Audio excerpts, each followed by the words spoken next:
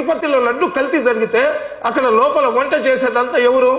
16 అణాల బ్రాహ్మణోళ్ళు వడి వేసుకొని ఉండాలా. తడిగుడ్డతో లడ్డూలు తయారు చేస్తారు.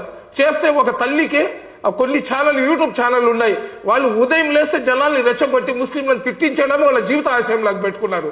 ఆడు చెప్తే ఆమె చెప్తుంది, ఈ తుర్కనా కొడుకుల వల్ల లడ్డూలో కల్తీ జరిగింది, ఈ తుర్కనా కొడుకుల వల్ల జరిగిందని చెప్పి. ఆ తుర్కనా కొడుకులకి దేవస్థానంలోకి ఏ నా కొడుకు తీసుకొని వెళ్తున్నాడో మా మసీద్లలో మేము తీసుకొని వెళ్తున్నాం. మా ఏదైతే మా పండుగలు జరిగితే మిమ్మల్ని వచ్చి అయ్యా రాయండి, సోదర భావంగా ఉంటామని చెప్పారు. ఏ రోజైనా మీరు మీ దేవస్థానాల్లో మాకు తీసుకొని వెళ్ళారా?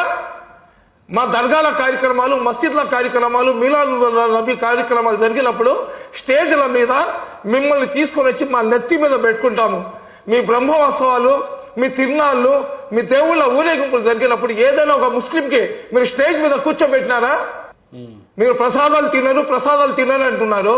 మేము ఇస్తున్నాం కాబట్టి మీరు తింటున్నారు. మీరు ప్రసాదం ఇవ్వండి, మేము తినకపోతే అడగండి. మీరు ఇవ్వకుండానే మీరు డిసైడ్ చేసుకుంటే ఎలాగా? ఇప్పుడు మహేందర్ సమీ గారికి ప్రసాదం ఇస్తే తింటారు. ఖచ్చితంగా తింటానండి. ప్రసాదంలో విషం కలిపి ఉంటారు. మీరు తినే వస్తువు తింటారు. ఏ హలాల్ వస్తువు అయినా నేను తింటాను. ఎందుకంటే నా ధర్మము హలాల్ వస్తువులు తినడం నాకు నేర్పించింది. ఏ హలాల్ వస్తువు మహేందర్ కాదు, రోడ్డు పక్కన అడక్కని తినేవాడు ఇచ్చినా నేను కళ్ళకు అద్దుకొని తింటాను.